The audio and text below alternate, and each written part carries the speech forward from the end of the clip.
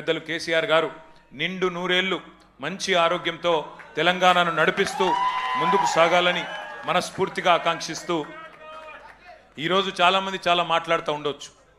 కానీ కేసీఆర్ గారు 2001 సంవత్సరంలో గులాబీ జెండా ఎగిరేసిన నాడు పరిస్థితి ఏందో ఒక్కసారి మననం చేసుకుంటే మనందరికీ కూడా ఆనాడు ఆయనకున్న ప్రతిప శక్తులు ప్రతికూల శక్తులు ఆయనను ఆ రోజు ఆపడానికి తెలంగాణ రాకుండా చేయడానికి చేసిన ప్రయత్నాలు ఒక్కసారి తలుచుకుంటే ఏ సందర్భంలో ఎలాంటి సాహసం మన నాయకుడు చేసిండో మనకు ఒకసారి గుర్తు తెచ్చుకోవాల్సిన బాధ్యత మన మీద ఉంది. ఆ రోజు 2001లో కేంద్రంలో ఎన్డీఏ, దానికి సపోర్ట్ చేస్తూ చంద్రబాబు నాయుడు గారు, అట్లే ఇంకోవైపు 100 సంవత్సరాల పైచిలుకు చరిత్ర కలిగిన కాంగ్రెస్ పార్టీ,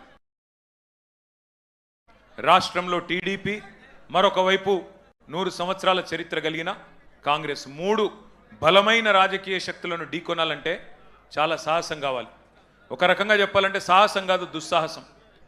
మీడియా పవర్ లేదు, మనీ పవర్ లేదు, మజిల్ పవర్ లేదు, కుల బలం లేదు, ధన బలం లేదు, ఉన్నదల్లా ఒకటే తెలంగాణ జాతికి న్యాయం చేయాలనే సంకల్పం. ఆ తెలంగాణ నినాదంలో ఉన్న న్యాయం, ధర్మం, ఇది మాత్రమే కేసీఆర్ గారిని మొండి ధైర్యంతో, ఉక్కు సంకల్పంతో ముందుకు నడిపించినాయి. 14 ఏళ్ల ఉద్యమం, కేసీఆర్ గారి త్యాగం మీకు తెలుసు, కేసీఆర్ గారి పోరాటం తెలుసు, కేసీఆర్ గారి నాయకత్వంలో ప్రజలు ఉద్యమించి తెలంగాణ సాధించుకున్న తీరు కూడా మీకు తెలుసు.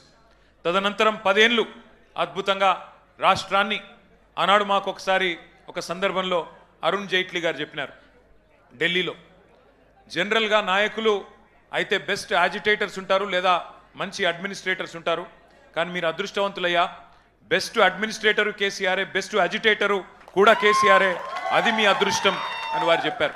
అట్లా 10 ఏళ్ళు అద్భుతంగా రాష్ట్రాన్ని నడిపిన నాయకుడు కేసీఆర్, దేశానికి దిక్సూచిగా తెలంగాణ నిలిపిన నాయకుడు కేసీఆర్.